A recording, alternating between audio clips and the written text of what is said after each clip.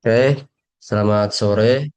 Jadi pada kesempatan kali ini kami dari kelompok 8 akan menyampaikan presentasi kami tentang report atau evaluasi prakultur dan rencana saat kultur nanti. Oke, untuk anggota kelompok kami yaitu ada Farizal Akbar NRP 074, Cevi Mariza Amar Siabiak NRP 01, Kenaradewa Winekas yaitu NRP 23, ada Pria Sultan NRP 025, ada Malia Aulia Zahra NRP 028, ada Givano Ardi NRP 051, ada Gisela Aurelia Mirafiori NRP 062, ada Muhammad Alif Batillah NRP 069, dan terakhir ada saya sendiri yaitu Syabak Muhammad Azam NRP 1075. Kemudian yang pertama yaitu ada dari geologi regional terlebih dahulu.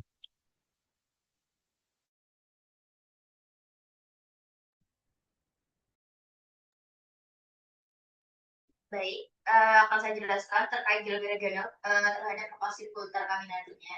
Jadi lokasi kultur nanti kami nantinya kan ada di Telaga Ngebel. Nah, Telaga Ngebel ini terletak di Desa Ngebel ya, dengan spesifikasi yaitu di Kecamatan Ngebel, di Kabupaten Ponorogo, dan di Jawa Timur.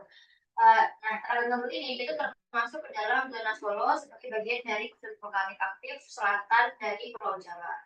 Nah, berdasarkan peta geologi regional lembar Madiun, wilayah Ponorogo dan sekitarnya itu tersusun oleh batuan vulkanik tersier, batuan sedimen, batuan vulkanik kuarter, serta batuan aluvial.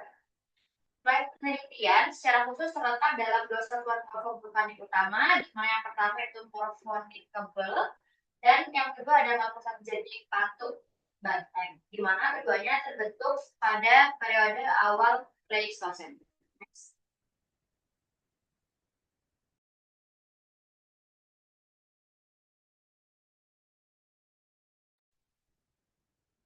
Kemudian untuk selanjutnya yaitu ada metode-metode yang akan kami lakukan saat di kultur nanti. Yang pertama yaitu ada graffiti. Oke, jadi metode pertama yang digunakan kami pada akuisisi di Telaga Ngebel itu yang pertama adalah metode graffiti, di mana titik-titik yang tersebar itu terdapat di wilayah Telaga Ngebel di beberapa formasi di Telaga Ngebel tersebut. Dan target yang digunakan adalah untuk mendeteksi struktur bawah permukaan dengan luas area kurang lebihnya 25 kilometer persegi, di mana jumlah titik tersebut terdapat 96 titik akuisisi dan 22 titik tambahan, serta spasi antar titiknya itu adalah kurang lebihnya 500 meter, di mana setiap lama pengukuran estimasi setiap titik itu kurang lebihnya 20 menit, dan alat yang digunakan untuk akuisisi saat di ngebel nanti adalah Sintrek CG6 Autograph.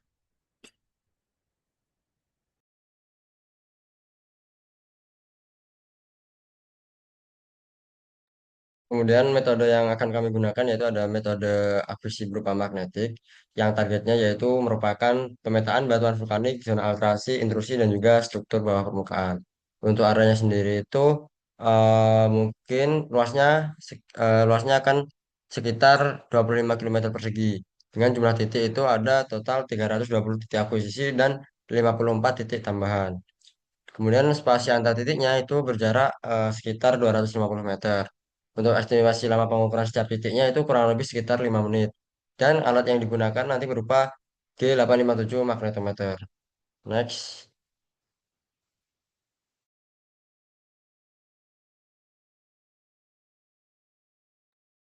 Selanjutnya ada metode vertical electrical sounding yaitu VES dengan target parameternya yaitu untuk mengidentifikasi zona lemah yang berpotensi menjadi bidang gelincir dengan area kurang lebih 3 kilometer persegi dan jumlah titiknya yaitu 16 titik untuk 8 kelompok dan spasi antar titiknya yaitu kurang lebih 5 meter. Untuk estimasi lama pengukuran tiap titik yaitu kurang lebih 1 jam 30 menit dengan bentangan kabel 100 hingga 200 meter dan kedalaman target 50 hingga 100 meter. Untuk alat yang digunakan yaitu EDAC EXG3.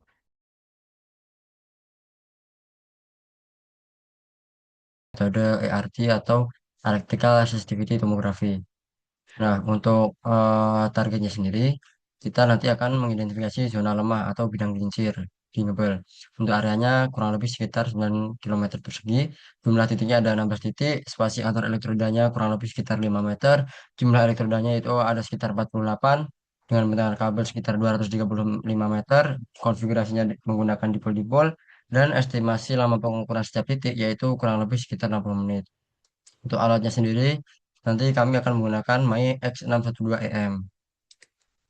Kemudian langsung kita lanjutkan ke metode setelah potensial. Baik, yaitu ada metode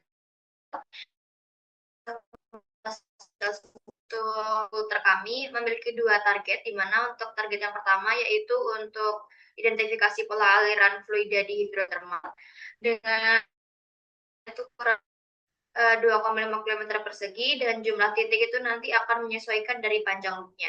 Lalu untuk spasi antar titik di target hidrotermal itu adalah kurang lebih 20 meter dengan estimasi lama pengukuran setiap titiknya itu adalah kurang lebih 2-3 menit dan alat yang digunakan itu adalah ada porospot. Next.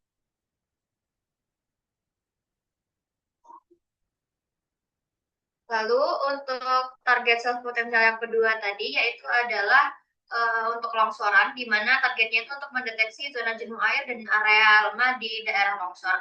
Dengan area pengukurannya itu sama, yaitu kurang lebih 2,5 km persegi, dan jumlah titiknya sama-sama menyesuaikan dari panjang loopnya. Dan untuk spacing untuk target kebencanaan itu adalah plus minus 5 meter, dan untuk estimasi lama pengukuran setiap titiknya kurang lebih 2-3 menit, dan alat yang digunakan sama, yaitu peroskop. Next.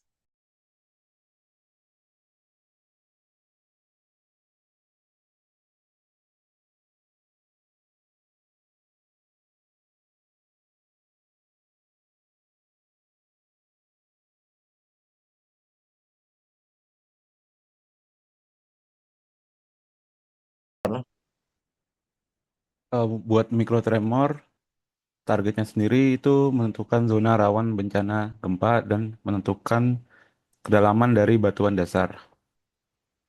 Buat areanya kurang lebih 4 km kuadrat dengan jumlah titik kurang lebih 160 dan spasinya itu kurang lebih 30 meter. Buat durasi pengukuran eh, akan dilakukan sekitar 45 sampai 60 menit dengan alat SRI atau Seismograf Rakyat Indonesia dan Smart Solo. Next.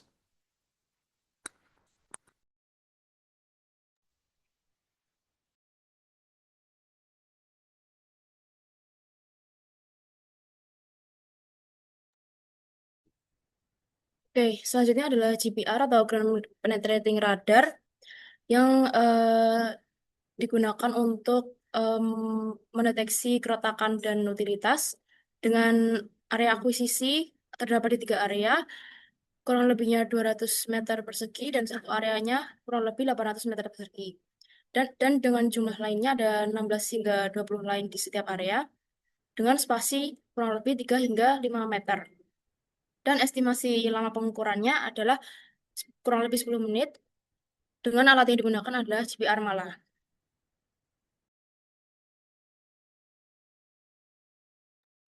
Selanjutnya di sini adalah metode magnetotelurik sebagai salah satu metode elektromagnetik pasif.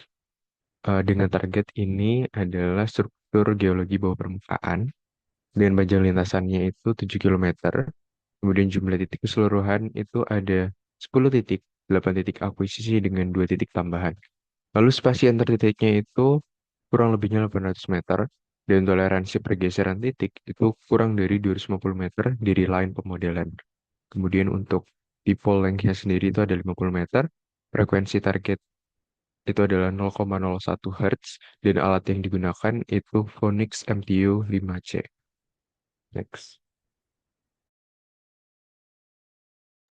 Oke, terus untuk metode terakhir itu ada SBP atau Sahabat Provider dengan targetnya itu untuk mengetahui kedalaman dari telaga Ngabel sendiri dan juga untuk mencari adanya kemungkinan rekahan.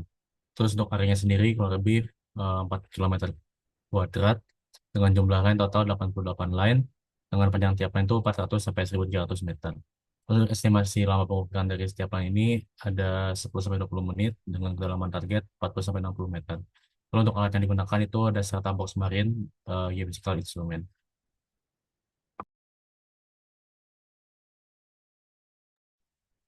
Kemudian selanjutnya yaitu ada report tentang hasil prakultur yang kami dapatkan. Tuh, yang pertama yaitu ada metode gravity atau geodetik.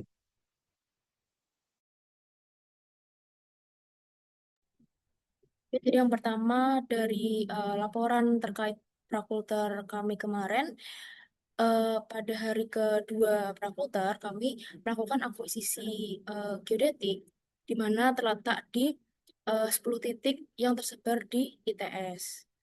Next.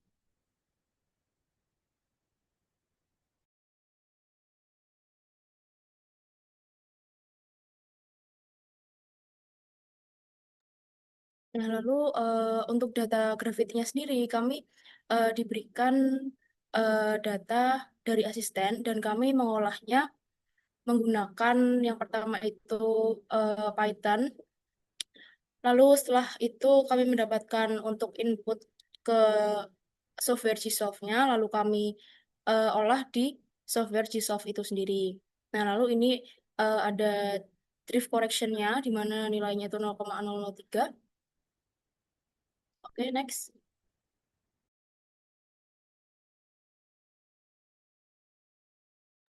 Kemudian untuk metode selanjutnya itu ada metode magnetik. Jadi untuk metode magnetik sendiri itu dilakukan pada hari kedua bersamaan dengan metode geodetik. Jadi untuk peta desain akuisisinya yang di sebelah kiri ini merupakan peta desain akuisisi semua kelompok gravity maupun magnetik, dan yang kanan ini merupakan peta akuisisi eh, aktual dari kelompok kami saja.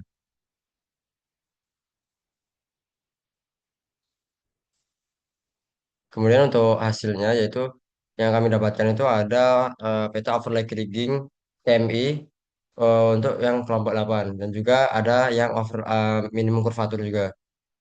Jadi seperti ini untuk hasilnya. Kemudian ini untuk hasil dari peta overlay kering dan juga minimum kurvatur dari semua titik kelompok pada hari 1 dan 2 yang digabungkan. Oke, selanjutnya ada metode FAST.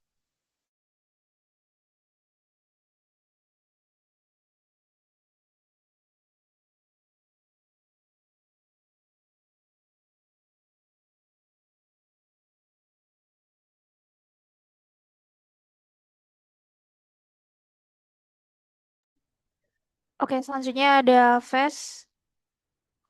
Bisa di next.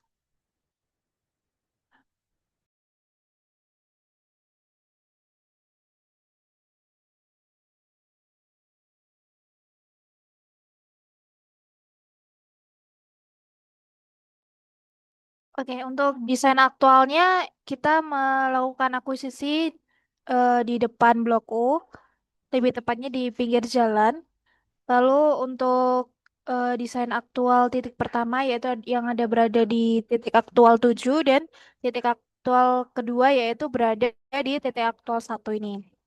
Untuk titik aktual 7 em, diketahui bahwa di arah utara itu ada tiang listrik sehingga terjadi penurunan atau adanya perbedaan nilai apparent resistivity yang sangat signifikan. Sehingga pada QC data di meter ke 27 hingga 28 dan 30 hingga 32 terjadi perbedaan yang signifikan. Untuk yang titik aktual pertama, pada area selatan itu memiliki nilai yang berbeda juga seperti titik 7 karena adanya gorong-gorong atau eh, adanya saluran atau pipa yang membuat nilai apresnya berbeda. Bisa di next. Untuk QC datanya sebelumnya kami melakukan koreksi shifting yaitu dengan melakukan rumus 10 pangkat 10 pangkat average resist F-nya. Next.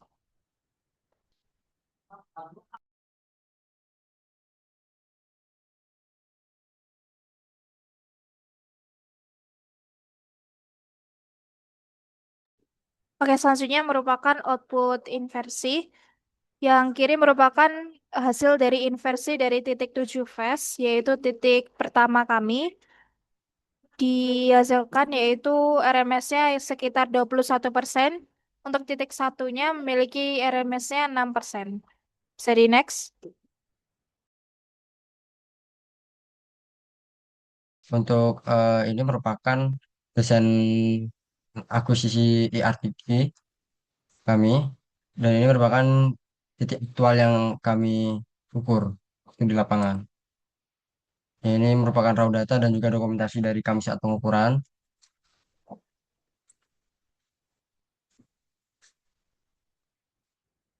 Nah, ini merupakan ada dua lintasan dari kami, yaitu yang pertama hasil investasi resistivitas di line 7 didapatkan hasil seperti ini. Yang gambar di atas ini merupakan hasil dari inversi kami yang menggunakan metode robust inversion. Kemudian yang bawah ini menggunakan metode least square dengan konfigurasi seperti ini.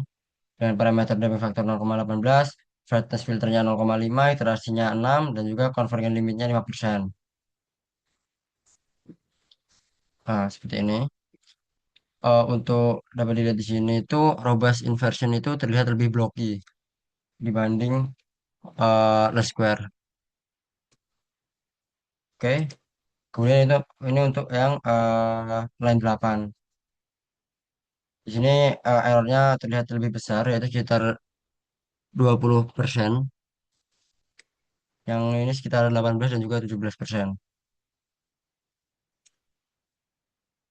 Oke, mungkin seperti itu untuk penjelasan ERT.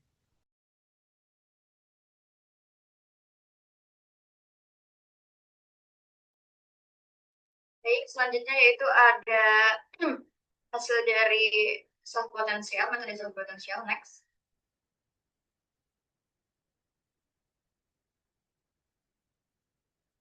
Jadi untuk output dari self potensial sendiri itu ada 3 pada praputar kali ini. Itu yang pertama ada plot dari data hasil terkoreksi. Terus yang kedua itu ada SNR-nya, ya, IMD-nya. Terus yang ketiga itu ada grading, baik grading oleh grading dan juga grading untuk mean curve-nya. Yang pertama yaitu ini adalah yang di sebelah kiri ini merupakan desain aktual kami, desain aktual pengukuran. Terus yang di bawah kanan ini adalah plot dari data lapangan yang sudah terkoreksi. Next.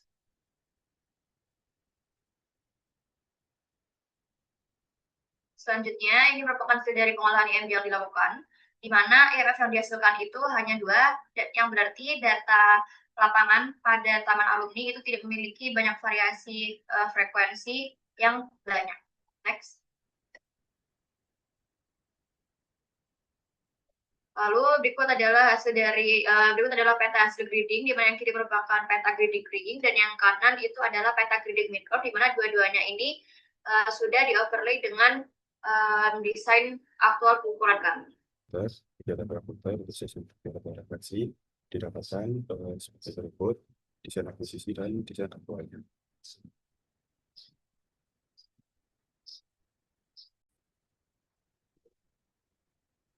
Dan akuisisi dan desain aktual akuisisi seismograf atau seismograf ini melakukannya di lingkungan BTS, yaitu tepatnya di depan gedung. Dan setelah itu didapatkan data, kemudian kami melakukan preprocessing untuk set 1 pada dan nearshot. Terus ini kami gunakan bandpass filter sebesar 20 Hz, 25 Hz untuk batas bawahnya, dan 40 Hz untuk batas atasnya. Nah, kenapa kami menggunakan frekuensi tersebut? Karena kami ingin menjalankan frekuensi tinggi sinyal utama sehingga pada trace terlihat lebih jelas. Kemudian filter ini juga mengurangi gangguan kontrol frekuensi data serta dipakai untuk seluruh data raw sekuan. Kemudian setelah Kemudian kami juga melakukan QC data pada data seismik refleksi Prapolder tahun 2025, ada shot 15 atau ada shot min. Nah, berikut adalah perbandingan antara raw data dan datanya setelah ditembak. Terlihat perbedaan amplitudo dan perbedaan gelombang setelah dilakukan penpas terlihat lebih jelas tersebut. Kemudian di sini kami melakukan breaking first break untuk shot 3 atau shot near.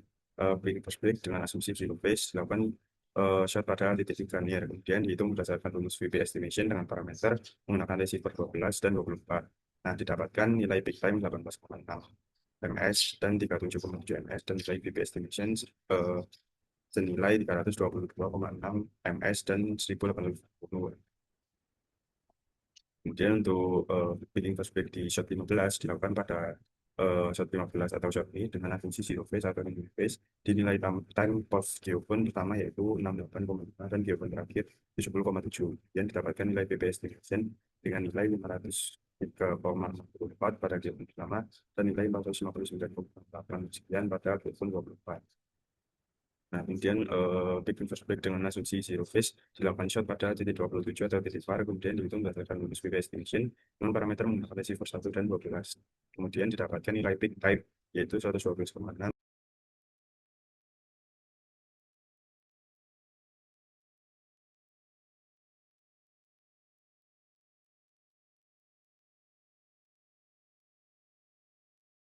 Karena ada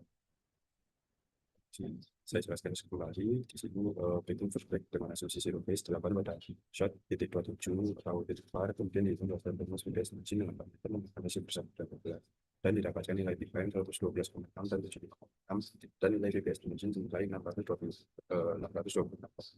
dan 496,3.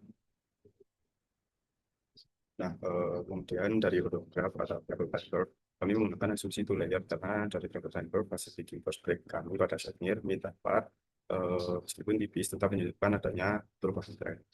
Oke, selanjutnya adalah GPR. Next. Nah, jadi untuk akuisisi Praputer GPR kami pada hari keempat kemarin, kami melakukan akuisisi sesuai dengan desain akuisisi, di mana desain aktualnya kami melakukan pengambilan data pada di depan asrama ITS hingga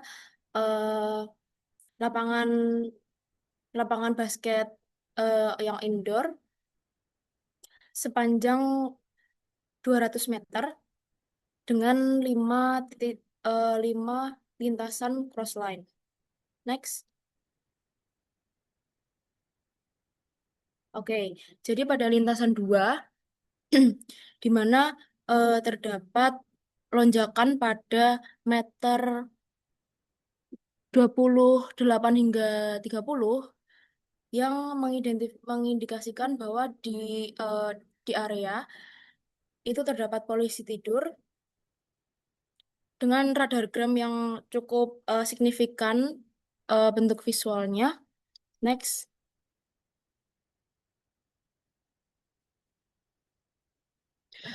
Lalu yang kedua, di sini kami menemukan visual yang signifikan lagi pada lintasan ketiga, di mana terdapat jembatan pada saat kami melintasi pada lintasan kedua di meter 5 hingga 11 yang menunjukkan bahwa radargram tersebut berbentuk sangat berbeda di lintasan yang terdapat jembatannya. Next.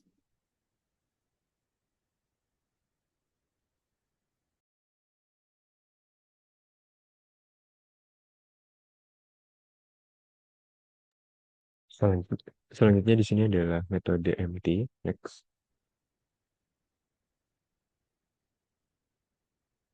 Untuk datanya sendiri itu diambil dari open source. Di sini kami diberikan di suatu daerah, kemudian ada 10 titik data dengan format EDI. Next. Lalu kemudian di sini outputnya adalah QC data, sehingga yang pertama adalah sounding curve atau grafik dari apparent resist dan juga fase. Di sini dari 10 data tersebut kami klasifikasikan ada yang bernilai excellent atau yang paling baik, kemudian good, fair, sampai dengan poor, yang paling jelek. Dengan yang paling baik, excellent itu ditunjukkan oleh selisih dari ZYX dan XY yang saling berhimpitan dan memiliki tren yang baik. Lalu kemudian terlihat juga di klasifikasi yang poor, di situ memiliki error bar yang jauh lebih tinggi dan terlihat error barnya sangat acak disertai dengan tidak terlihatnya tren. Next. Nah, lalu kemudian di sini juga ada pace tensor pseudosection. Pseudosection di sini menggambarkan bagaimana fase itu berubah ketika ketika semakin dalam kedalaman dari suatu data tersebut. Jadi kalau misalkan yang sebelah atas ini itu dapat dilihat bahwa semakin dalam periodenya itu nilainya semakin besar dari 10 pangkat minus 3 sampai 10 pangkat 2.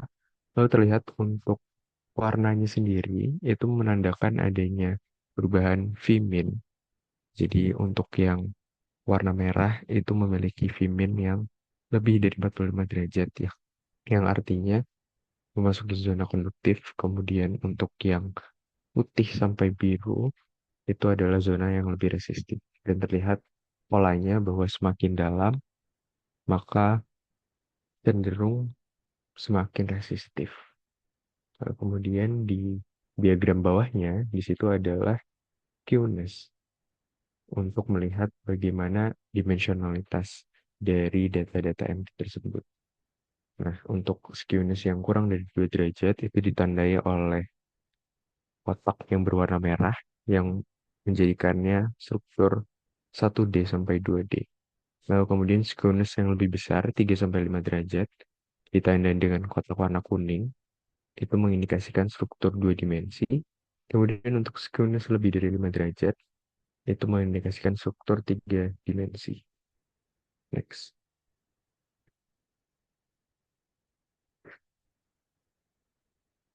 Selanjutnya di sini juga ada pace tensor map. Jadi di sini kami plot mulai dari kedalaman yang paling dangkal itu dari 0,01 second, kemudian 0,1 second, 1 second, 10 second, sampai 100 second. Dan di sini terlihat sebelah kiri itu adalah pace tensor map dari parameter Vmin, area yang lebih resistif ditunjukkan oleh kotak berwarna merah. Di situ karena elipsnya berwarna biru. Kemudian tren semakin dalam, itu dari merah sampai biru, menunjukkan bahwa menunjukkan bahwa model bawah permukaan itu cenderung menjadi lebih resistif semakin dalam. Nah, kemudian di sebelah kanan itu adalah Q. Jadi dapat dilihat juga oleh kotak berwarna merah. Semakin dalam itu semakin merah. Maka dimensinya cenderung menjadi lebih kompleks. Dari 1 dimensi menjadi 3 dimensi. Next.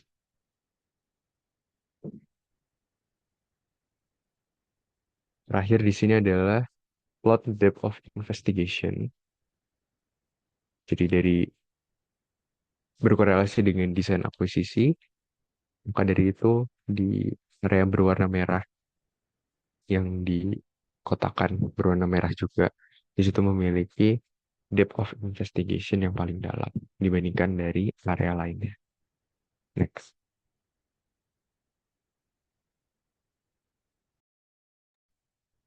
Kemudian masuk ke metode mikrotremor. Next. Sini ada desain akuisisi dari metode MTR, di mana kami mengukur 8 titik dengan semua single station. Next.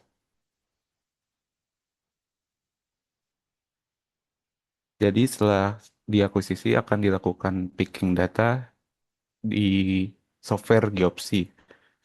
Sini setelah kurva HVSR HVSR keluar, kami melakukan picking data karena puncak HVSR menunjukkan pada frekuensi berapa tanah paling mudah mengalami penguatan getaran. Kalau misalkan kurva HVSR punya puncak jelas di 2 Hz, berarti tanah di lokasi tersebut cenderung beresonansi atau memperkuat getaran pada 2 Hz.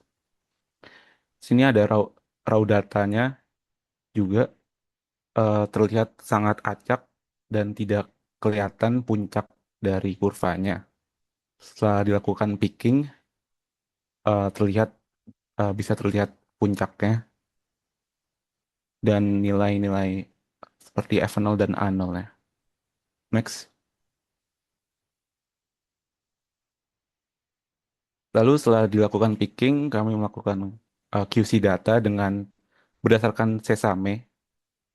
Jadi ini dilakukan dengan mengevaluasi kondisi pengukuran kestabilan kurva HV, jumlah window dan siklus signifikan, standar deviasi amplitudo, serta kejelasan puncak utama. Next.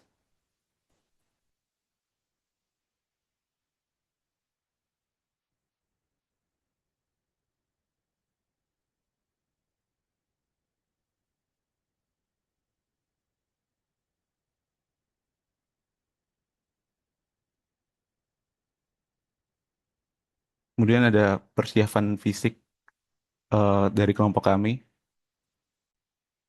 Oke, kemudian yang sudah dijelaskan oleh teman saya itu untuk persiapan fisik.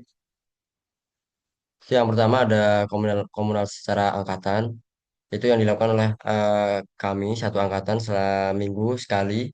Kegiatannya yaitu berupa lari dan juga ada body weight seperti futsal, kok futsal, ada seperti push up, sit up dan juga plank. Kemudian untuk pesertanya sekitar biasanya dihadiri oleh 10 sampai 20 orang, bervariasi dan tidak menentu.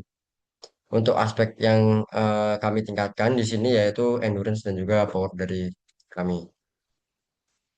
Kemudian ini ada pelatihan komunal secara kelompok yang hanya diikuti oleh kelompok kami saja, yaitu kelompok 8. Ada badminton dan juga jogging juga. Tapi untuk yang di sini dokumentasinya hanya ada yang badminton. Ini biasanya kami lakukan dalam jangka waktu 2 minggu sekali. Dengan jumlah orang biasanya sekitar 6 sampai 8 orang. Untuk aspek yang kami tingkatkan pada kegiatan ini yaitu stamina, endurance, dan juga agility. Kemudian ini merupakan statistik individu dari kelompok kami. Jadi untuk target yang ditentukan oleh angkatan kami yaitu 11 kali latihan dan juga di sini itu kami akumulasikan di mana jumlah latihan kami secara komunal dan juga secara mandiri. Jadi dapat dilihat di sini untuk Mas Ado sendiri belum mengisi, belum ada datanya.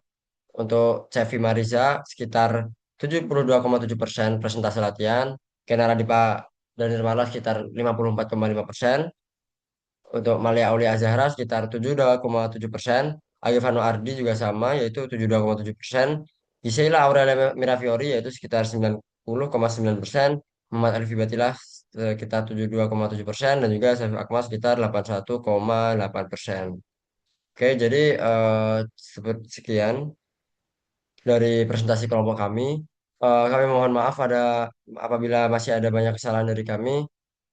Terima kasih atas perhatiannya dan selamat sore.